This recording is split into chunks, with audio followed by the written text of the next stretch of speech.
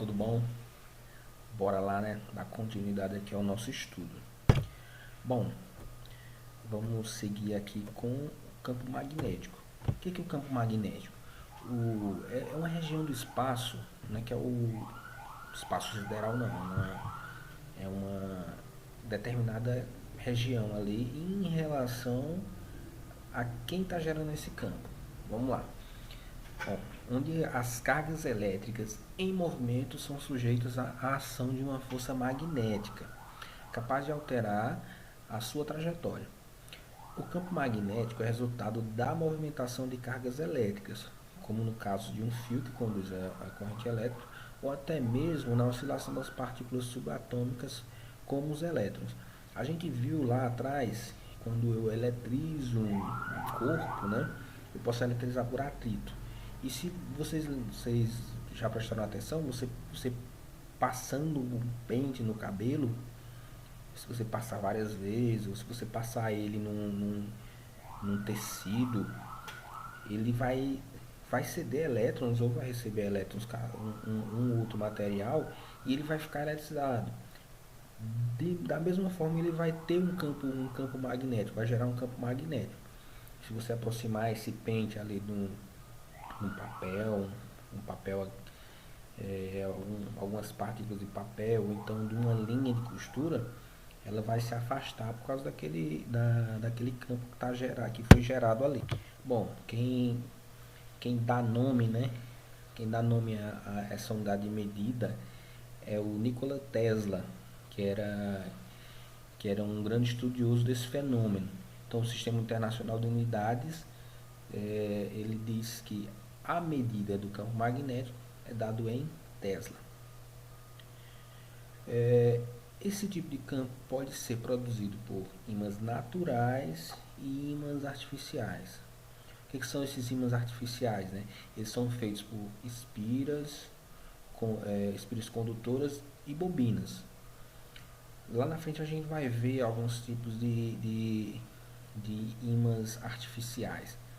Bom, como dito, a origem do campo magnético está na movimentação das cargas elétricas. Quando o campo elétrico oscila em alguma região do espaço, essa oscilação dá origem a um campo magnético orientado em uma direção perpendicular, ou seja, de 90 graus ao campo elétrico. Bom, para a gente compreender melhor, a gente vai dar uma olhada nas linhas de indução. A gente está vendo aí o ímã, né? A gente tem um ímã e a gente pode ver as linhas que são geradas, né? As linhas de indução que são geradas por esse ímã. Bom, as linhas do campo magnético são sempre fechadas, elas nunca se cruzam. Quanto mais próximas elas estiverem, maior será a intensidade do campo magnético naquela região. A gente vê aí as linhas de indução. Quanto mais caminhozinhos desse daí tiver, quanto mais linhas, igual você tem uma malha de um tecido, quanto mais fibra ele tiver ali, mais o tecido é forte. É bom, é uma analogia para isso aí. Então, quanto mais linhas, quanto mais próximas ela tiver, esse campo ele está mais forte em relação àquele espaço, né? Aquela interferência que o campo exerce sobre um outro material. Bom, a região dos magnetos, de onde saem essas linhas de indução, é chamada de norte magnético. E a região que recebe essas linhas, que é onde elas onde elas são depositadas, é o sul magnético. Outra característica do campo magnético diz respeito à não existência dos monopolos magnéticos. O que quer dizer isso? Todo campo magnético apresenta um polo sul e um polo norte. Diferente do campo elétrico, que ele permite a existência das cargas positivas e negativas. Então, como é que a gente vai medir a intensidade desse campo magnético? Né? A forma que é usada para o cálculo do campo magnético depende do formato do corpo que o produz. A gente viu que eu tenho os ímãs naturais e tenho os ímãs artificiais. Então, vai depender de como ele é fabricado, depender do material que ele é fabricado. Os casos mais comuns são aqueles em que calculamos o campo magnético de fios, espiras e bobinas. Vamos ver então aqui a fórmula para a gente calcular. Para calcularmos a intensidade do campo magnético produzido por um fio condutor atravessado por uma corrente elétrica, utilizamos a fórmula a seguir, onde temos o campo magnético em Tesla, a permeabilidade magnética no vácuo, que é 4π vezes 10 a menos 7, que a sua unidade é o Tesla por metro por ampere, I, que é a corrente elétrica, e D, que é a distância do ponto até o fio. Então, aquele ponto que a gente dá, que a partir dali a gente está medindo a intensidade do campo magnético até o fio, né? A espira ou a bobina que está gerando aquele campo. Bom, a fórmula anterior nos permite calcular a intensidade de um campo magnético gerado por um fio condutor em um ponto situado a uma distância d com base nesse fio. A direção do campo magnético do fio é determinada pela mão direita. A gente está vendo aí, né, a imagem desse fio que está gerando esse campo magnético, e a mão direita está direcionando o fio, né, por onde é que esse fio está passando, e os dedos dessa mão direita estão simbolizando como é que eu posso dizer, o movimento que essas linhas de indução estão fazendo, né? E estão mostrando por onde passa esse campo magnético. Então, para essa forma, quando a gente está medindo o campo magnético por uma espira circular, o campo magnético pode ser gerado pode ser calculado pela forma que a gente está vendo. Que no caso a gente não vai usar mais a distância, mas vai usar o raio. Bom, campo magnético gerado por uma bobina. As bobinas são formadas por um conjunto de espiras, não só um fio retilíneo, né? Mas um conjunto de espiras enroladas. O cálculo do campo magnético produzido por uma bobina é bastante similar àquele feito para as espiras, e nesse caso a diferença fica com o número de espiras, né? O número de espiras que está formando ali a bobina. O que vai variar é que a gente vai pegar aquele campo magnético gerado por uma espira e multiplicar pelo número de espiras que formam essa bobina. Bom, nas bobinas o campo magnético concentra-se em seu interior, como mostra a figura abaixo. A gente tem o norte magnético, o fluxo, né, das linhas magnéticas para o sul, sendo que essa maior intensidade, esse campo magnético está concentrado no interior da bobina. Bom, pessoal, o que é que a gente tem, né? O campo magnético e campo elétrico, eles estão relacionados, como mostrou lá o inglês James Clerk Maxwell. Bom, em 1864, Maxwell... Bom, pessoal, voltar ao início aí por favor, na edição, voltar ao início do slide. Probleminha aqui de barulho da moto aqui. Bom, pessoal, o campo magnético e campo elétrico. Em 1864, o inglês James Clerk Maxwell, ele unificou os fenômenos elétricos e magnéticos. Ele mostrou que a luz tratava-se de uma onda e que era produzida pela oscilação de campos elétricos e magnéticos. Bom, de acordo com os cálculos de Maxwell, ele descobriu que a variação de um campo elétrico dava origem a um campo magnético, do mesmo modo que era capaz de produzir um campo elétrico dinâmico. A conclusão de Maxwell foi que, juntos, esses campos vetoriais davam origem às ondas eletromagnéticas, como a luz visível, as ondas de rádio, raio-x e assim vai. Bom, estudando a fundo isso, vocês vão perceberem a grande importância desses dois temas, né? Como um campo magnético e campo elétrico, tudo que a gente tem hoje na eletrotécnica está em cima disso. Os comandos elétricos, motores, as bobinas, tudo que a gente tem hoje em dia é baseado em cima desse conceito. Bom, pessoal, a gente tem aqui os tipos de indutores, né? Os tipos de bobinas de ímãs artificiais. Bom, os indutores podem se diferenciar iniciando aqui. Os indutores podem se diferenciar nas características construtivas de cada modelo. A gente tem abaixo aí alguns modelos: o indutor de núcleo de ferro, núcleo de ferrite, núcleo de ar, o toroidal e o laminado. Bom, no caso do núcleo de ar, ele não tem um material ferromagnético no núcleo, né? Como no caso do núcleo de ferrite. Ele tem poucas perdas, né? Tem baixas perdas, mas também ele tem uma baixa indutância, né? E ele é usado mais para altas frequências. Já o de núcleo ferromagnético, núcleo de ferrite, ele tem uma indutância bem maior, só que ele tem muita perda.